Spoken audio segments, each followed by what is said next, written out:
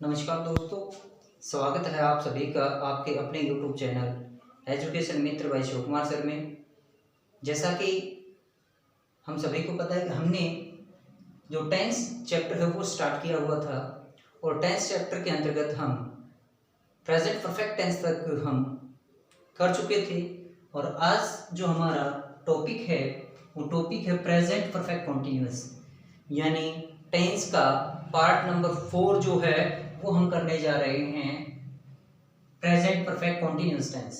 आज हम जानेंगे कि प्रेजेंट परफेक्ट टेंस कब यूज किया जाता है और इसमें उपयोग, इसका जो स्ट्रक्चर है वो कैसे तैयार होता है, यानी इसकी संरचना किस प्रकार से है, इसके अंदर कौन कौन से वर्ड्स पॉइंट ऑफ टाइम के अंदर आते हैं, यानी कौन कौन से एडवर्ब्स ऑफ टाइम जो हम पॉइंट ऑफ टाइम के अंदर लेके आते हैं और कौन कौन सी एडवर्ब्स जो हैं वो पीरियड ऑफ टाइम के अंतर्गत आते हैं।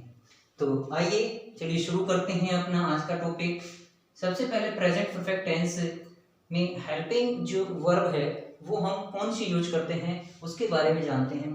हेल्पिंग वर्ब जैसा कि हमने प्रेजेंट के अंदर जाना था, प्रेजेंट परफेक्ट के अंदर, क्योंकि यहाँ पर भी प्रेजेंट परफेक्ट टेंस है और उसमें भी हमने हैज और हैव का इस्तेमाल किया था। हैज और हैव का इस्तेमाल करने के बाद इसमें एक कॉन्टिन्यूअस की कंडीशन और आती है।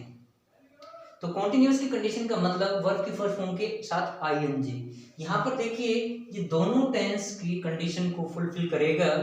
हैज और हैव जो है ये आपकी वर्ब की फर्स्ट फॉर्म होती है, जैसा कि हमने जानेंगे कभी अपना जो हैज और हैव का जो यूजेस के बारे में डिस्कस करेंगे तो किस प्रकार से हैज और हैव मैन वर्ब के रूप में जब इस्तेमाल किए जाते हैं तो ये वर्ब की फर्स्ट फॉर्म के रूप में होते हैं, लेकिन जब ये हेल्पिंग वर्ब के रूप में इस्तेमाल होते हैं तो ये प्रेजेंट परफेक्ट टेंस या फ्यूचर परफेक्ट टेंस के अंदर या आपके जो प्रेजेंट परफेक्ट कॉन्टिन्यूअस टेंस है और फ्यूचर परफेक्ट कॉन्टिन्यूअस टेंस है उनके अंदर इनका इस्तेमाल होता है। तो आज हम प्रेजेंट परफेक्ट कॉन्टिन्यूअस के बारे में जान रहे हैं। तो इसमें ये बीन है, ये हमने डिस्कस किया था कि बी की थर्ड फॉर्म है। जैसे कि बी की प्रेजेंट फॉर्म होती है इज, एम, आर और इसकी सेकंड फॉर्म होती है वाज या वर और बी की थर्ड फॉर्म होती है बीन। तो ये परफेक्ट की कंडीशन को फुलफिल करता है और कॉन्टिन्यूअस की जो कंडीशन है वो फुलफिल होगी मैन वर्ब के साथ, जो कि हम आगे जानेंगे। अब हम जानेंगे कि हैज का इस्तेमाल किन नाउन्स और प्रोनाउंस के साथ होता है और हैव का किन के साथ। तो सबसे पहले हम इसी बात को क्लियर करते हैं। हैज बीन कब लगेगी? ही, सी, इट और जितनी भी सिंगुलर नाउन्स हैं उन सब के साथ हम हैज बीन का इस्तेमाल करेंगे और हैव बीन का इस्तेमाल जितने भी हमारे प्लूरल प्रोनाउन हैं, प्लूरल नाउन्स हैं, आई सिंगुलर होते हुए भी हमने परफेक्ट टेंस में भी डिस्कस किया था परफेक्ट प्रेजेंट परफेक्ट के अंदर कि आई सिंगुलर होते हुए भी प्लूरल वर्ब को कैरी करता है। तो आइए अब प्रेजेंट परफेक्ट कॉन्टिन्यूअस टेंस है उसकी डेफिनेशन जानते हैं। It is a form of verb which shows that an action started in the past and is still going on, यानी कि एक ऐसी क्रिया जो अतीत में शुरू हुई लेकिन अभी भी जारी है। इस टेंस का यदि हम हिंदी वर्जन देखें तो इसका अर्थ होता है पूर्ण अपूर्ण वर्तमान काल। पूर्ण अपूर्ण वर्तमान काल। तो अब देखते हैं एग्जाम्पल के माध्यम से। Mohan has been reading for 2 hours। Mohan has been reading for 2 hours। Mohan 2 घंटे से पढ़ रहा है। यहाँ से देखिए जब हम इसको हिंदी में ट्रांसलेट करते हैं, जब हम इसको हिंदी में ट्रांसलेट करते हैं तब इसके अंदर क्लियर हो रहा है कि इसके अंदर क्या आवाज निकल रही है, से रहा है।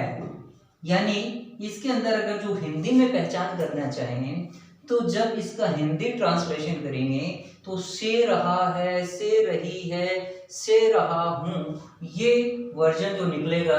और इंग्लिश के अंदर पहचान हमने बताई हैज हैव बीन में से आपको हैज बीन या हैव बीन में से मिलेगा, और वर्ब की फर्स्ट फॉर्म के साथ आईएनजी ये जो लगा हुआ है ये आपका है, और ये आपका बोला जाता है टाइम फ्रेज। यानी इस पोर्शन के अंदर, यानी ऑब्जेक्ट जो ऑब्जेक्ट है हमारा, उस पोर्शन के अंदर हमें क्या मिलेगा, कोई न कोई समय दर्शाने वाला वर्ड हमें मिलेगा। ऐसे एडवर्ब ऑफ टाइम हमें देखने को मिलेंगे। अब जैसा कि हम जान चुके हैं हिंदी में इसकी ये पहचान है, इंग्लिश में हम पता लगाएंगे कि हैज बीन या हैव बीन, प्लस में अगर जो वर्ब की फर्स्ट फॉर्म के साथ आईएनजी है, और ऑब्जेक्ट जो पार्ट है, जो ऑब्जेक्ट पार्ट हमारा उस तरफ अगर जो टाइम फ्रेज दे रखा है तो वो सेंटेंस किसका होगा, वो प्रेजेंट परफेक्ट कंटीन्यूअस टेंस का होगा। आइए इसका स्ट्रक्चर नेगेटिव के बारे में देखते हैं। नेगेटिव जो स्ट्रक्चर है, देखिए सब्जेक्ट होगा, हैज होगा, हैव प्लस में नोट, यानी जब इसके अंदर देखिए दो हेल्पिंग वर्ब ऐड हैं, एक हैज या हैव में से एक मिलेगा, एक आपको बीन मिलेगा, इन दोनों के बीच क्या किया जाता है, नोट इंसर्ट किया जाता है।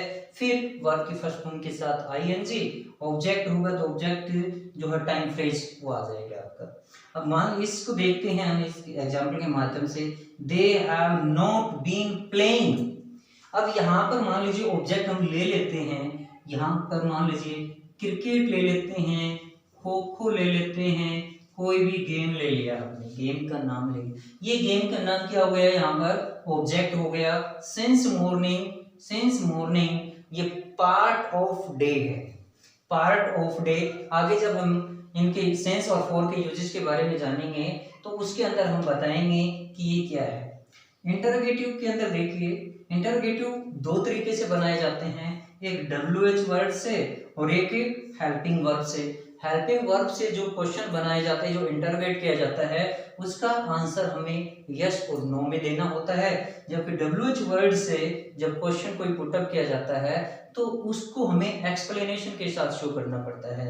हैज और हैव से या हेल्पिंग वर्ब से पूछा गया क्वेश्चन एक वर्ड का भी हो सकता है और एक सेंटेंस का भी हो सकता है, लेकिन WH वर्ड से पूछे गए क्वेश्चन में हमें एक्सप्लेनेशन देनी होती है। तो आइए देखते हैं दोनों के एग्जाम्पल्स। एग्जाम्पल यहाँ पर है, देखिए अपना, has Mohan been playing the cards since morning. क्या मोहन सुबह से ताश खेल रहा है? Why have they been playing cricket for 3 hours? वो 3 घंटे से क्रिकेट क्यों खेल रहे हैं? प्लूरल के साथ देखिए have, Mohan singular noun, single name, has been, plural के साथ हैव बीन। जो बातें ऊपर बताई गई मेरे हिसाब से हैज बीन और हैव बीन का जो यूज है वो मेरे हिसाब से आपको क्लियर हो गया होगा। अब हम जानेंगे कि इसके अंदर जो ये फॉर यूज हुआ है, जो ये सिंस यूज हुआ है, ये हम कब यूज करते हैं इसके बारे में हम जानेंगे। इनकी यानी कौन से टाइम फ्रेज आने पर हम फॉर यूज करेंगे, कौन सा टाइम फ्रेज आने पर हम सिंस यूज करेंगे। तो आइए देखते हैं यूजेज ऑफ फॉर, यानी फॉर का इस्तेमाल कब होता है। कब? विद पीरियड ऑफ टाइम, यानी समय की अवधि दे रखी हो, समय का स्टार्टिंग पॉइंट नहीं दे रखा है, उस समय हम यानी ड्यूरेशन के साथ क्या करेंगे, ड्यूरेशन वाला अगर जो हमारे पास एडवर्ब ऑफ टाइम है तब हम फॉर का इस्तेमाल करेंगे। कौन कौन से होते हैं? जैसे 2 hours, for 2 hours, for 2 days, for 3 weeks, for 2 months या 3 months, for 2 years, 4 years, for a decade, 2 decade, और for a century, for 2 century या for a long period of time। इस प्रकार का जो टाइम मिलेगा ये पीरियड ऑफ टाइम होता है और इसके साथ हमें यूज करते हैं फॉर। दूसरा यूजेज हम जानते हैं सिंस। सिंस का इस्तेमाल कहां पर किया जाता है?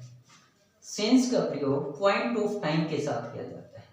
पॉइंट ऑफ टाइम देखिए यहाँ पे हमने डेज लिखा, लेकिन यहाँ पे क्या लिखा हमने, नेम ऑफ डेज, जो दिन है दिन का नाम, संडे, मंडे, ट्यूसडे, इस प्रकार से अगर जो दे रखा है, जैसे सिंस मंडे, सिंस ट्यूसडे, और जब हम जो टाइमिंग है, टाइमिंग दे रखी हो ओ क्लॉक में, जैसे 2 o'clock, 3 o'clock, since 2 o'clock, since 4 o'clock, since 5 o'clock, इस प्रकार की अगर जो टाइमिंग दे रखी है, तब विद नेम ऑफ मंथ्स, महीनों के नाम दे रखे हैं तब, जैसे since January, since March, since Feb, with parts of day, जैसा कि ये दे रखा है parts of day, morning, parts of day जैसे डाउन हो गया, इवनिंग हो गया, मॉर्निंग हो गया, नून हो गया, आफ्टरनून हो गया, ये पार्ट्स ऑफ डे के अंदर आता है। और विद जो हमारा पास्ट को इंडिकेट करने वाले जो वर्ड्स होते हैं, जैसे कि यस्टरडे हो गया, लास्ट डे हो गया, लास्ट ईयर हो गया, लास्ट वीक हो गया, ये भी हमारे पॉइंट ऑफ टाइम के अंदर आते हैं, क्योंकि लास्ट वर्ड जुड़ने से इसका एक निश्चित पॉइंट बन गया कि लास्ट डे यानी पिछले दिन से, लास्ट ईयर यानी जो ईयर चल रहा है उसके पिछले ईयर से। उसी प्रकार से नेम ऑफ सीजन्स, जैसे ऋतुओं के नाम दे रखे हैं, विंटर से स्प्रिंग है, सिंस विंटर, सिंस स्प्रिंग। और नेक्स्ट हमारा name of festivals, name of festivals जैसे कि सिंस ईद हो गया, सिंस होली, सिंस दीपावली, इस प्रकार से। और इन स्टेजेज ऑफ लाइफ, इंसान के जो स्टेजेज ऑफ लाइफ है, जैसे since childhood, since adolescence, since जो आपका इन्फेंसी, इस प्रकार से हम इनके यूजेस के बारे में जान पाए। और उम्मीद करते हैं कि इनके यूजेस जो हैं वो आपके समझ में आए होंगे, और इस प्रकार अब फोर और सेंस के यूज के बारे में आप कंफ्यूज नहीं होंगे। हाँ, सेंस और फोर का यूज जो है हम कंजक्शन के रूप में भी करते हैं, उस दौरान इनका अर्थ थोड़ा अलग हो जाता है। जब हम इनको कंजक्शन के लिए यूज करते हैं वहां पर इसका अर्थ होता है के लिए, और सिंस का अर्थ होता है क्योंकि। ये कंजक्शन के तौर पर यूज किए जाते हैं के लिए। मान लीजिए किसी चीज के बारे में संदर्भ दिया जाए, संबंध शो किया जाए, तो वहां पर फॉर का यूज हो जाता है।